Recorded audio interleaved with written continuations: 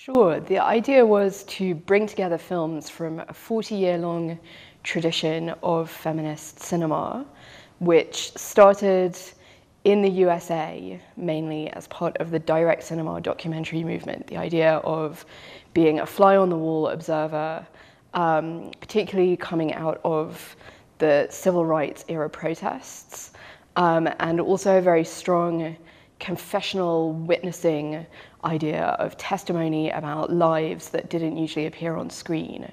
So we felt that feminist documentary had been very influential on how documentary itself had been shaped over the last 30 years. And we wanted an opportunity to reflect on some of the major films from the past and to look at what was happening in feminist documentary now. So the program stretches from films from the 1970s to films that were made last year, like Love and Words by Sylvie Bayot, which was made in Yemen.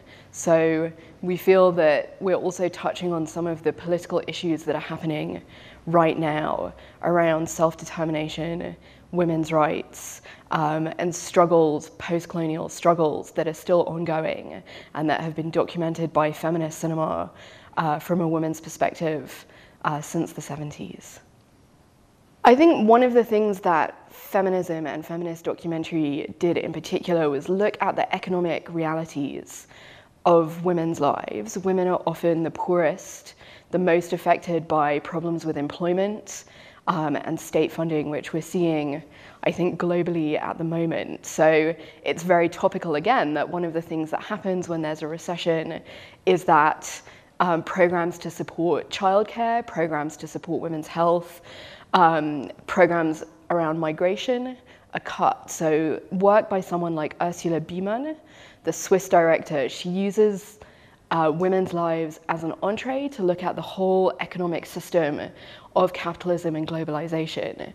So that's one theme that appears in several of the films.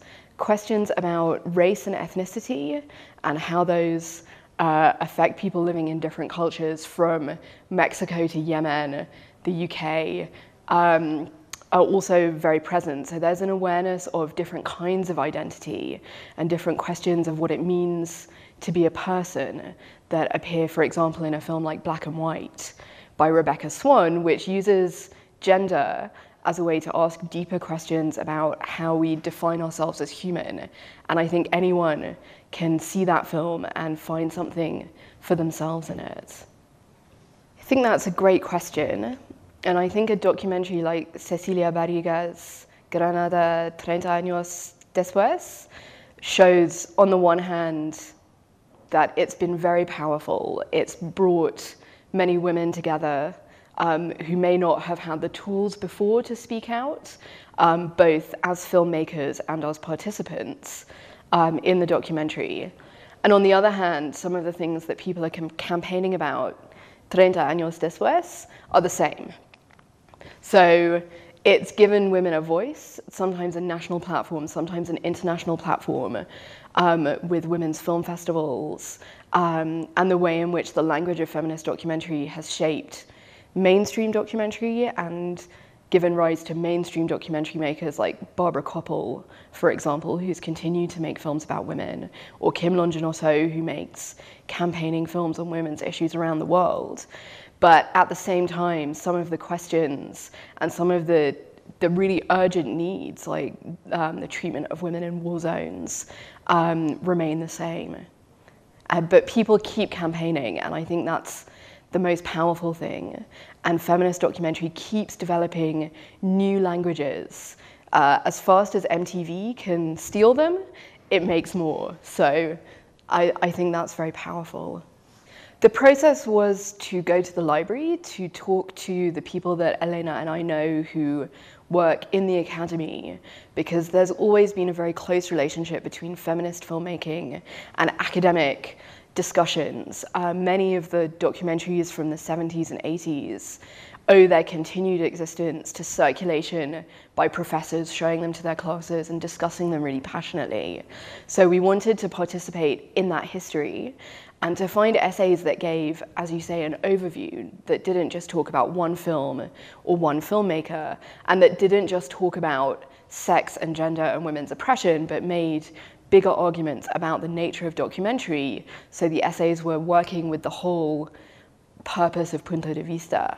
So there's an excellent American collection called Feminism and Documentary, which is the only collection on feminist documentary in the world.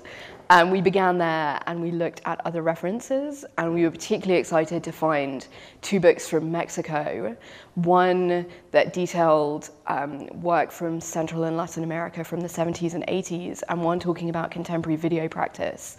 So it was great to see those connections and that tradition in one particular country, and to show also that feminist documentary is not just something from the USA. It's a tradition that has now moved globally, and we have a film in the festival from Ghana, as well as one made in Yemen. And it was important for me, and I think for both of us, to have an essay that talked about African filmmakers, and we were lucky enough to find one that talks about documentary as a theory in history films. So I'm hoping that the round table on Wednesday will give us the answers, because we'll have 2 documentary makers to put on the spot, Michelle Citron and Campbell X. Michelle works in the USA and Campbell in the UK, and I know that they've both been engaging with very new ways of making films. Michelle has made now 4 CD-ROM projects, which can be viewed, where they're short films that can be viewed in any order. So they're on a matrix, and they're very easy to distribute, very cheap to distribute.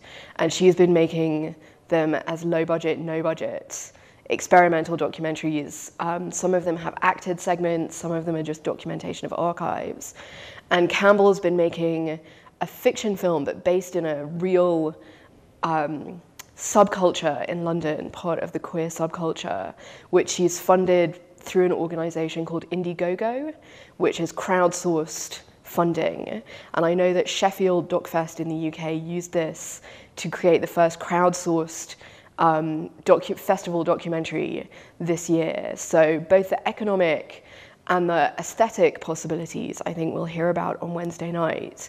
Obviously, we live in a time when there's less and less money for any aesthetic endeavor, and at the same time, more and more money being made by mainstream cultural work in the loosest sense. But I think we can learn from feminist documentary, because it's always been made no budget. It's always been made in people's homes and in small communities. So I think it's very resilient, and I think we have a lot that we can learn from looking at the practices of women filmmakers who are sometimes speaking out, sometimes in great danger, and sometimes in very trying economic and physical circumstances. So I'm hopeful.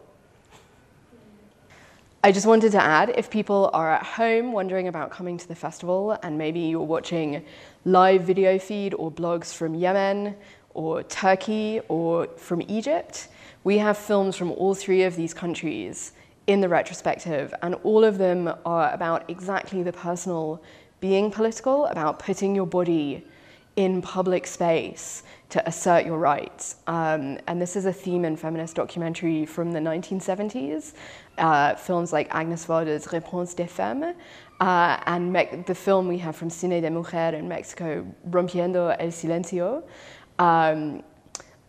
And these films seem to us very much of this moment of new public protest, and particularly Rosalind Nashashibi's film, This Quality, which looks at women in public space in Egypt. And I think, for me, it's very moving that we have this film in this festival at the moment, and I hope that you'll come and see it.